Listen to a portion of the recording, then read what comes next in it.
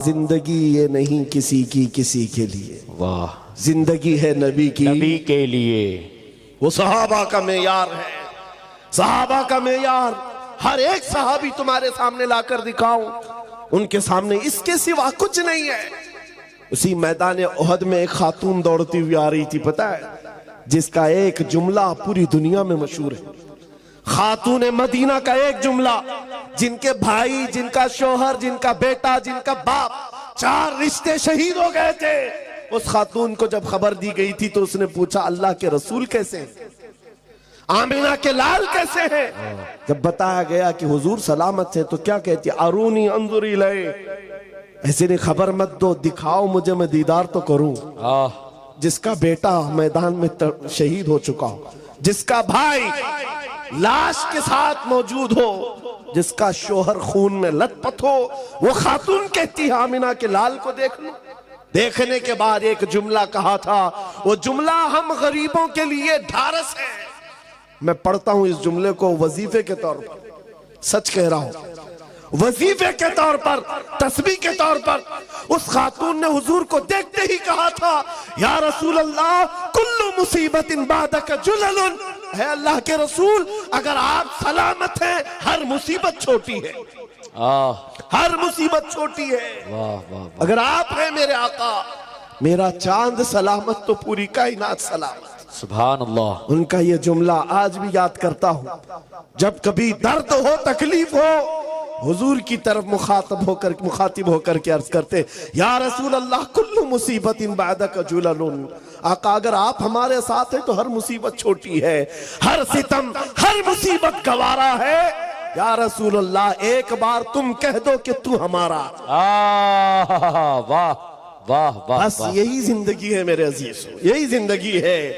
ये वफादारी के साथ जब हमारा जवान खड़ा हो जाए, जीना मरना है सब कुछ किसके लिए? नबी के लिए। जीना मरना है सब कुछ नबी के लिए। एक नौजवान सहाबी, सुनो मेरे अजीजों, शादी के लिए लड़की कोई नहीं देता था, काले अब्दुल्ला असवद हुजूर के पास आए, कहा हुजूर शादी का वक्त हो गया, कोई अपनी लड़की देता नहीं। हुजूर ने एक अंसारी साहबी के घर भेजा, जा कहना कि मैंने पैगाम भेजा है। और ये किसके घर हुजूर ने भेजा था? उस अंसारी साहबी के घर जिनकी बेटी मदीने की सबसे खूबसूरत, और ये काले रंग के साहबी ये पैगाम लेकर के आए उस सहाबी के पास। वो सक़फ़ी थे, अंसारी थे। जवान जब आकर खड़ा हुआ, कहा उस सहाबी ने, क्या बात है? कहा मैं आपकी बेटी के निकाह का पैगाम लाया। कौन भेजा? अल्लाह के रसूल ने भेजा। माँ माँ होती है, बाप बाप होता है, बेटी के लिए कुछ तो सोचेगा। ऊपर से नीचे देखा, काले रंग का नौजवान, हमारी बेटी दुशीजा, खूबसूरत, परियों जैसा रंग। कहा हम बाद में बताते हैं, इतना ही कहा था, हम बाद में बताते। अब्दुल्ला असवद कहते हैं, उनको तो कोई ताज्जुब नहीं था, रोज रिजेक्ट करते थे, आज भी हो गया, उनके लिए कोई ताज्जुब की बात नहीं। वापस जा रहे थे, जैसे ही वो वापस निकले, जवान लड़की दुशीजा मदीने की, अंसारी की बेटी अंदर बैठी हुई बाहर आई। बाबा क्या बात है, कौन आया था? बाप ने कहा बेटी तेरे निकाह का पैगाम लेकर के आया था। किसने भेजा? अल्लाह के रसूल ने। कहा आपने क्या कहा? कहा उसका रंग तो काला था, जवान तो कुछ काम भी नहीं है, उसका घर भी नहीं है।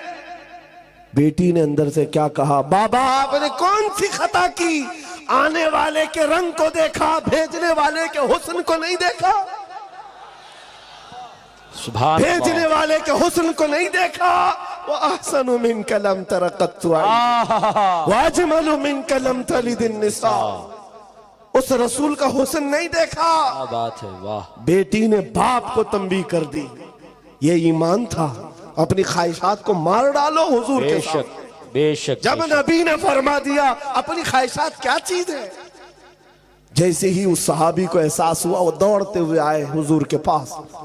और ये अब्दुल्ला असवद काले रंग के सहाबी हुजूर को अभी अपना वाकया बता ही रहे थे कि आका उन्होंने भी रिजेक्ट कर दिया। तब तक बाप भी दौड़ते हुए आए।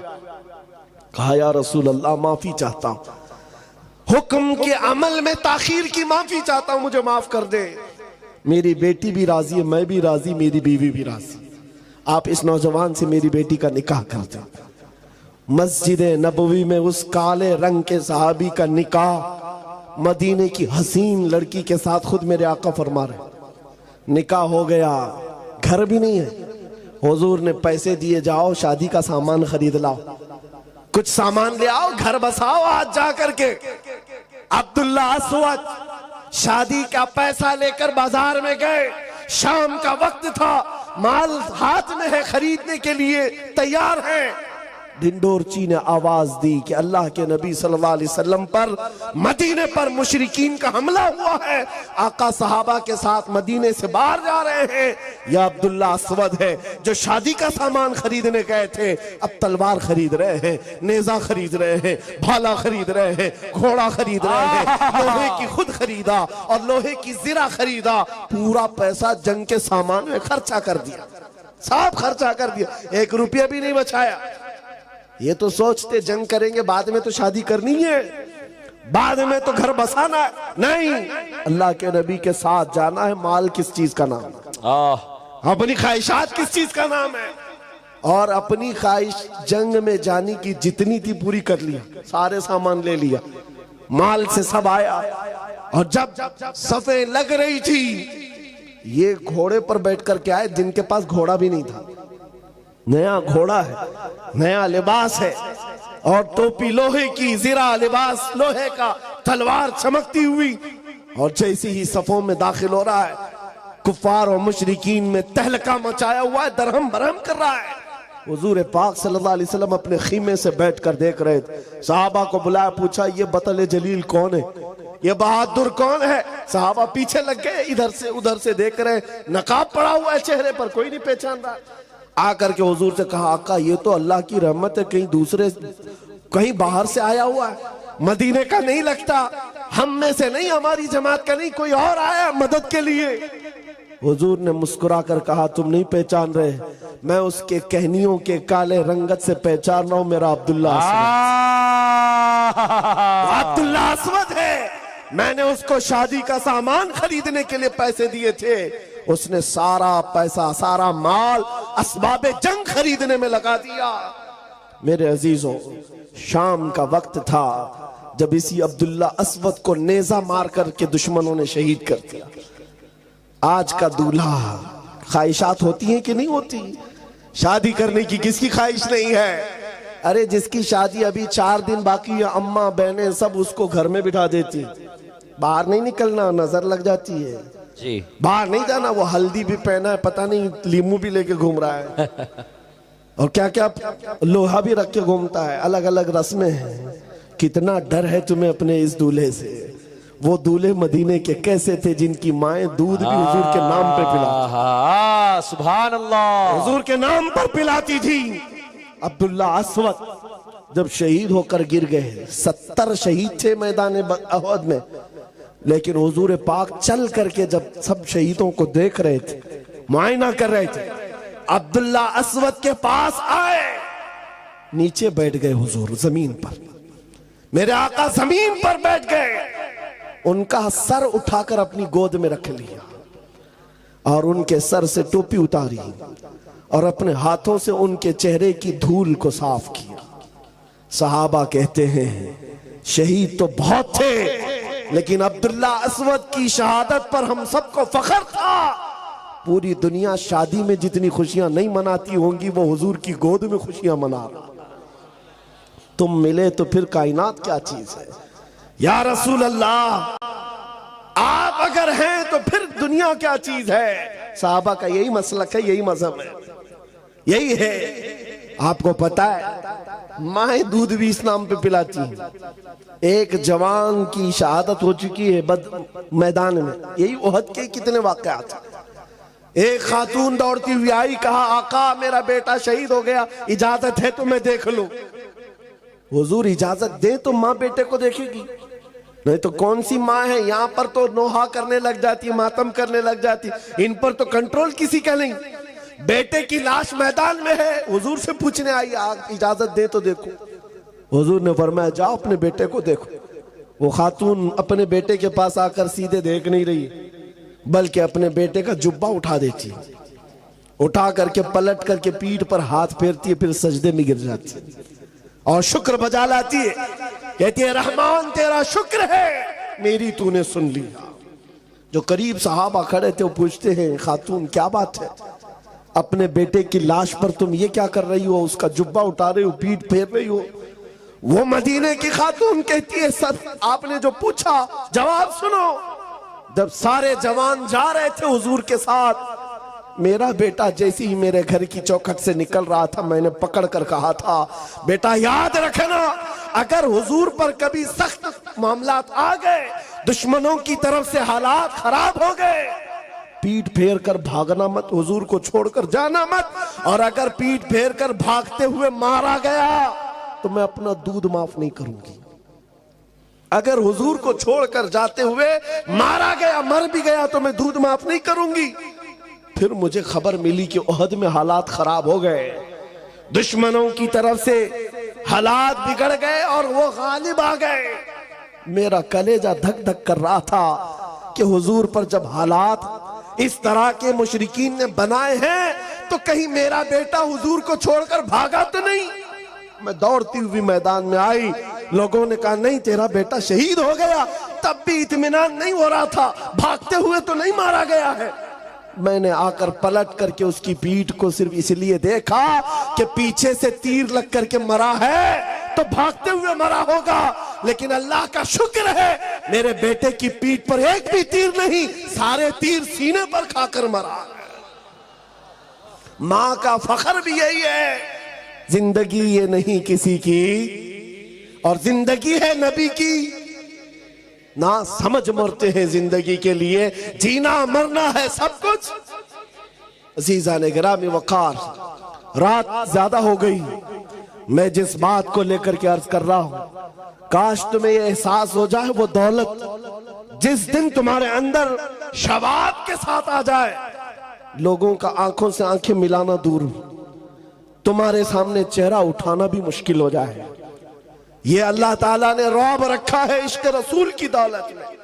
दूर बैठकर भौंकने वाले कुत्ते बहुत भौंकेंगे, लेकिन जहां ये दौलत इश्क मुस्तफा हो, उसके साथ दुनिया आज भी मुकाबला करने से कतराती है, डरती है। आला हजरत ने दुआ भी यही किया था, या इलाही जब रजा ख्वाबे गिरा से सर उठाए, दौलत बेदार इश्क मुस्तफा का साथ।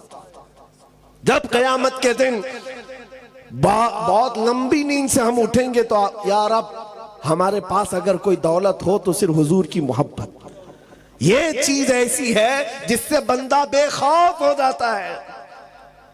आज मैं आपको मिसाल के लिए कह रहा हूं, जितनी बातें कही हो सकता है आपको लगता हो तारीख की बातें, पुरानी बातें होंगी, किताबों की होंगी। ए नौजवानों, करंट इश्यूज को भी अगर देख लो तो तुम्हारा सीना चौड़ा हो जाए। वो फिलिस्तीन के निहत्थे मुसलमानों को देखो, गज्जा में रहने वाले वो निहत्थे मुसलमान जिनके पास खाने के लिए लुक़मे नहीं, और मुकाबिल में जो दुश्मन की ताकत खड़ी है वो सुपर पावर ताकतें हैं। यूरोपीय यूनियन पूरा का पूरा खड़ा है, सारे पेट्रोट मिसाइल सारे बम उन पर आजमा लिए गए, लेकिन 5 साल के बच्चों से भी ईमान खत्म नहीं कर सके। क्यों? डर है। 10,000 से ज्यादा बच्चों को मौत के घाट उतारा, 20,000 के करीब शहीद हो गए, लेकिन दुनिया अब भी ये कह नहीं सकती कि हम फतहयाब हो। इजराइल के कुत्तों को कयामत आ जाएगी ये कहने के लिए कि हम फतह पा ली। हाँ, इसलिए कि वो बच्चों के अंदर इतनी सख्तियां हैं, नाकों तले चने छबवा देते हैं। इनकी बड़ी बड़ी बख्तर बंद गाड़ियां, उसमें भी ये डर के मारे सहमे हुए होते। किस बात से डरते इजरायली कुत्ते? ये सारी फौज किस बात से डरती है तुम्हें पता है? उन निहत्तों के पास गोली बम बारूद कुछ नहीं, अरे उनके नन्हे कंकर और पत्थरों से भी तुम्हारा कलेजा चिर जाता। वजह सिर्फ ये है, जहां ये दौलत इश्क मुस्तफा हो फिर वो पूरी कायनात को हिला कर रखता। इसीलिए शायर ने कहा था, दीवान गाने इश्क मोहम्मद को देखकर घबरा गई है गर्दिशे दौरा कभी कभी, घबरा गई है गर्दिशे दौरा कभी कभी। इसीलिए आज एक बात और मैं बताता हूं, कुछ लोग आज इसी काम के लिए चल रहे हैं। जैसे कहा गया ना सुलह कुल्लियत, इनके यहाँ एक चीज है भाई, कोई सख्ती की बात न करो, कोई भी ज्यादा किसी के मुतालिक न कहो। ये सुलह कुल्लियत का ऐसा मिजाज है, हक को हक कहना, बातिल को बातिल कहना, ये तो ईमान है या नहीं? क्या आप गोबर को हलवा कहेंगे? बोल सकते हैं? अरे दिल को कैसे मनाओगे? किसी को खुश करने के लिए बोल भी दो। मियां गुजरात में इनका राज है, गोबर को हम कोहे नूर बोल रहे। हाँ, उनको मनाने के लिए बोल तो सकते हो, लेकिन जब चखोगे पता चलेगा गोबर गोबर ही है। मेरे बोलने से हलवा नहीं होता। इसीलिए कुर्सियों पर बैठे हुए लोगों की खुशामदी के लिए और वक्त की सख्ता को राजी करने के लिए अपने दीन धर्म मत बदलो। तुम दुनिया में भेजे गए हो मुस्तफा करीम की उम्मत बनाकर। अगर नबी राजी है तो अल्लाह ताला राजी है, और कायनात में वक्त बदलने वाला अल्लाह है, रब तबारक व ताला है। उन सुलह कुल्लियों का क्या होगा जो आज इनके जय जय के नारे लगा रहे? कल हमारा दौर आएगा, तब क्या कहोगे? किसके नारे लगाओगे? शर्मिंदा हो जाओगे।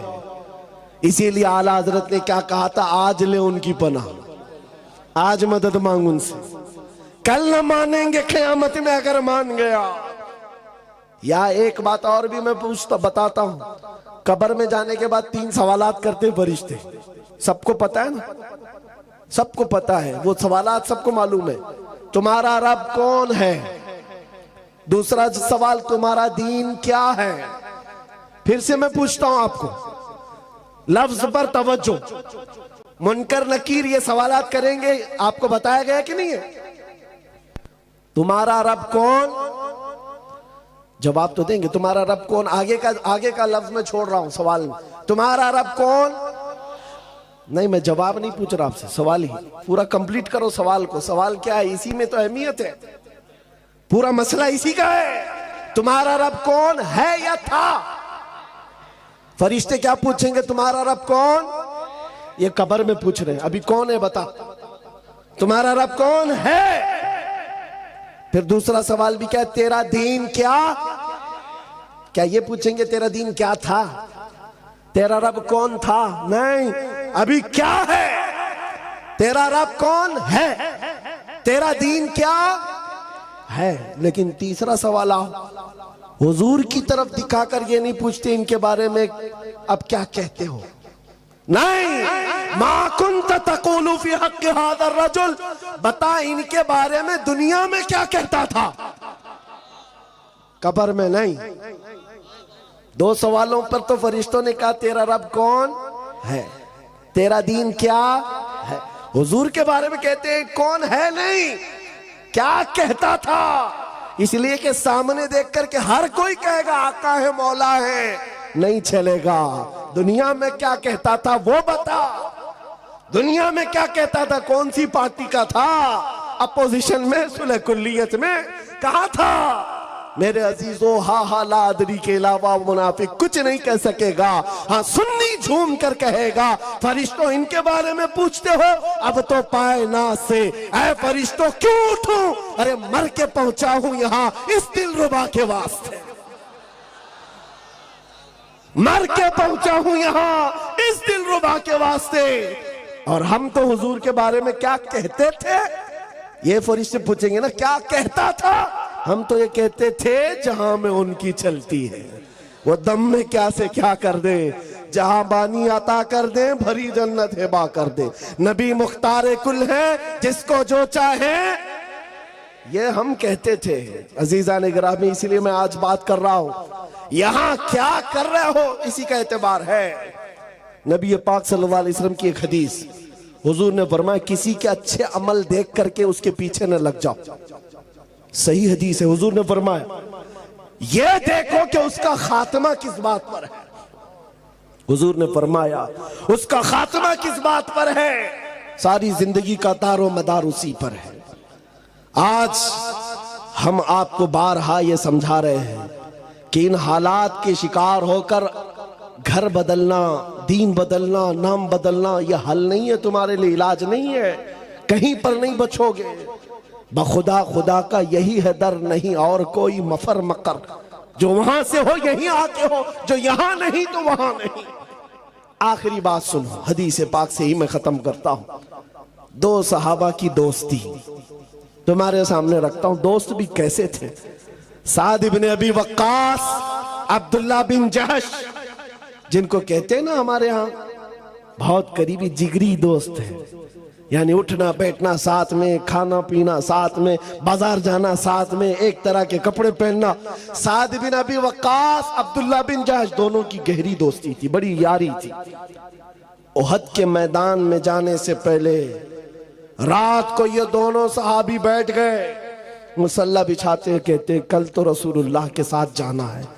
700 सहाबा हैं, 3000 काफिर हैं, हुजूर पाक के मदीने पर हमला हो रहे हैं। दोनों दोस्त क्या कह रहे हैं, क्या मशवरे चल रहे हैं? सुनो, दोनों कहते हैं, हजरत साद कहते हैं मैं दुआ करूंगा तू आमीन कह। अब्दुल्ला बिन जहश कहते हैं ठीक है मैं भी दुआ करूंगा तू भी आमीन कह। दोनों मुसल्ला बिछाकर बैठ गए। दुआ क्या करते हैं सुनो। साद इब्न अबी वक्कास हाथ उठाते हैं, या रब्बल आलमीन, कल सुबह जब रसूलुल्लाह के साथ हमारा जाना होगा, सफों में हम आगे बढ़ेंगे तेरे नबी के नाम की इज्जत की हिफाजत के लिए। मौला करीम मेरे सामने दुश्मनों का जो सबसे बड़ा पहलवान हो उससे मेरा मुकाबला करा दे। दुआ क्या कर रहे हैं? जो सबसे बड़ा पहलवान हो मौला उससे मेरा मुकाबला करा। क्यों? साद इब्न अबी वक्कास की दुआ है। उधर अब्दुल्ला बिन जहश कह रहे आमीन आमीन। साद इब्न अबी वक्कास कहते मौला जब बड़े दुश्मन से मेरा मुकाबला हो, कभी मैं उसको सामने से मारूं, कभी दाएं से मारूं, कभी बाएं से मारूं, कभी पीछे से मारूं, फिर उसको गिराकर उसके सीने पर परचम इस्लाम लहराऊं, फिर कहूं लब्बैक या रसूल अल्लाह, फिर कहूं रसूलुल्लाह की इज्जत बुलंद है। यह दुआ है, दुआ रात के वक्त। और कल मैदान जंग में जाना है, जान हथेली पर लेकर। दुआ, अरे ख्वाहिश भी कैसी, अरे कोई और जंग में गए भी ना सिपाही तो छुप छुप करके जान बचाते हैं कि दुश्मनों के वार ना आए। और ये साद इब्न अबी वक्कास कहते हैं जो सबसे बड़ा दुश्मन पहलवान हो मेरा उससे मुकाबला हो। दुआ पर आमीन कहा अब्दुल्ला बिन जहश ने, करीबी दोस्त थे, जिगरी यार थे। उसके बाद जब दुआ खत्म हुई कहा अब्दुल्ला बिन जहश अब मेरी दुआ हो, तुम आमीन कहो। ये दुआ के लिए हाथ उठाते हैं। जब भी मैं ये हदीस पढ़ता हूं आंखों से आंसू आ जाते हैं। सच कहता हूं मेरे अजीज, अब्दुल्ला बिन जहश हाथ उठाकर कहते या रब्बल आलमीन, जब उहद के मैदान में तेरे नबी के साथ मेरा जाना हो, मैदान में सफों के अंदर मैं आ जाऊं, है रब्बे करीम तेरे नबी के नाम की इज्जत की हिफाजत के लिए दुश्मनों की तरफ से तीर चले, कभी मुझे सामने से मारा जाए, कभी दाएं से मारा जाए, कभी बाएं से मारा जाए, कभी पीछे से मारा जाए, कभी मेरे जिस्म के टुकड़े टुकड़े किए जाए और हर टुकड़े से मैं कहूं अल्लाह के रसूल की इज्जत बुलंद है, इस्लाम बुलंद है। ये ख्वाहिश, एक की ख्वाहिश है बड़े पहलवान से मुकाबला करने की, एक की ख्वाहिश है कि हुजूर के नाम पर कट कट कट कट के मर जाने की। दोनों ने आमीन कहा। उसके बाद सुबह हुई, सफों में गए। जानते हो मेरे अजीजों, ये सहाबा ऐसे थे, रसूल करीम सल्लल्लाहु अलैहि वसल्लम के चहेते सहाबा हैं। जब मैदान उहद में गए तो साद इब्न अबी वक्कास के सामने दुश्मनों का जो सबसे बड़ा पहलवान था, जिसके बारे में कहा जाता था वो 1000 इंसानों की ताकत रखता है, वो मुकाबिल में आया। साद इब्न अबी वक्कास ने कहा रहमान ने मेरी सुन ली, मेरी दुआ कबूल हुई।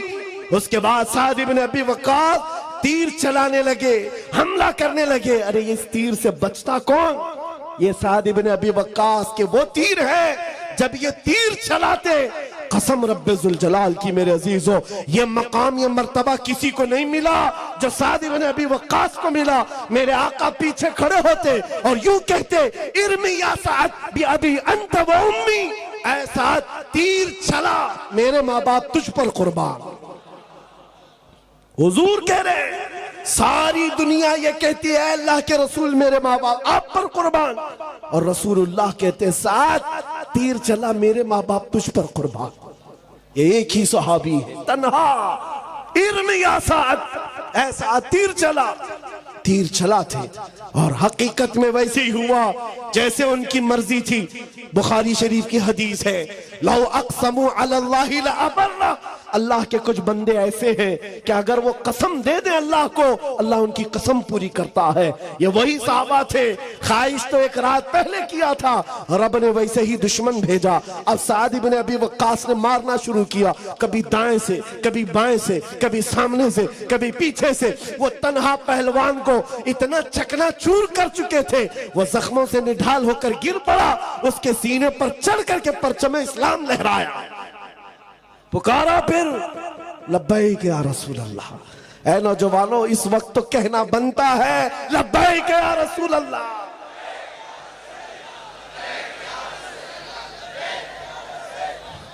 सुनो आगे की बात, इनकी दुआ तो कबूल हुई और अब्दुल्ला बिन जहश की दुआ भी कबूल हुई।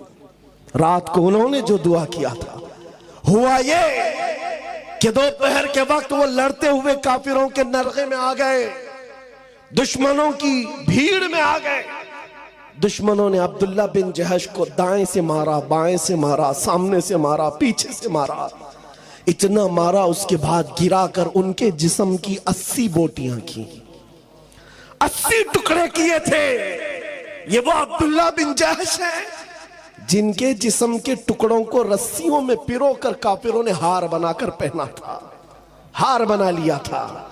अब्दुल्ला बिन जहश, मेरे अजीजों, अब जो बात कहनी है वो खुलासा कलाम, तकरीर का मेरे माहसल है, लुब्बे लुबाब है। जंग के खत्म के बाद जिसका बहुत करीबी यार दुनिया से गया, उस पर क्या बीतती है। जिसका जिगरी यार चला गया, साद इब्न अबी वक्कास निकलते हैं मैदान में ढूंढते हुए, मेरा अब्दुल्ला बिन जहश कहाँ है। जिगरी यार था, जिसके साथ उठना बैठना मेरा, रोज की हमारी गुफ्तगू उसके साथ। पता चला अब्दुल्ला बिन जहश शहीद हो गए, काफिरों ने उनके जिस्म के टुकड़े कर दिए। अब्दुल्ला बिन जहश की लाश को देखने के लिए साद इब्न अबी वक्कास आते हैं। आकर देखा तो टुकड़े बिखरे हुए थे।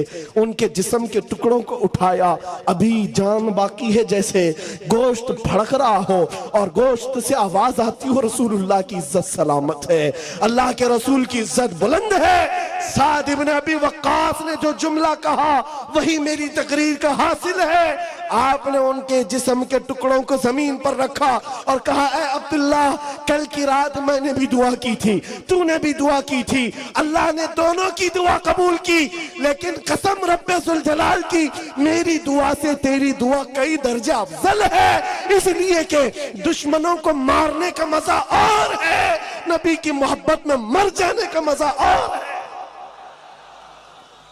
मर जाने का मजा और है। जिंदगी ये नहीं किसी की, किसी के लिए जिंदगी है नबी की, और ना समझ मरते हैं जिंदगी के लिए, जीना मरना है सब कुछ नबी के लिए।